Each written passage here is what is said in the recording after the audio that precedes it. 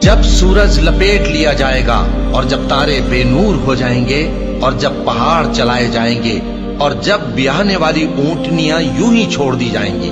اور جب وحشی جانور جمع کیے جائیں گے اور جب سمندر آگ ہو جائیں گے اور جب روحیں جسموں سے ملا دی جائیں گی اور جب اس بچی سے جو زندہ دفنا دی گئی ہو پوچھا جائے گا کہ وہ کس گناہ کے سبب قتل کر دی گئی اور جب اعمال کے دفتر کھولے جائیں گے اور جب آسمان کی کھال کھینچ لی جائے گی اور جب دوزخ کی آگ بھڑکائی جائے گی اور جب بہشت قریب لائی جائے گی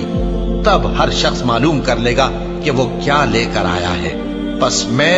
ان ستاروں کی قسم کھاتا ہوں جو پیچھے ہٹ جاتے ہیں اور جو سیر کرتے اور غائب ہو جاتے ہیں، اور رات کی قسم جب وہ پھیلنے لگتی ہے، اور صبح کی قسم جب وہ نمودار ہوتی ہے، کہ بے شک یہ قرآن اس فرشتہ عالی مقام کا سنایا ہوا پیغام ہے جو صاحب قوت ہے، مالک عرش کے ہاں اونچے درجے والا ہے، سردار ہے، ساتھ ہی امانت دار ہے۔ اور مکے والو تمہارے رفیق یعنی ہمارے پیغمبر صلی اللہ علیہ وآلہ وسلم دیوانے نہیں ہیں، اور بے شک انہوں نے اس فرشتے کو آسمان کے کھلے کنارے پر دیکھا ہے،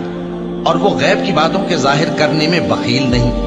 اور یہ کسی شیطان مردود کا کلام نہیں ہے۔ پھر تم لوگ کدھر جا رہے ہو؟ یہ قرآن تو تمام جہانوں کے لیے نصیحت ہے،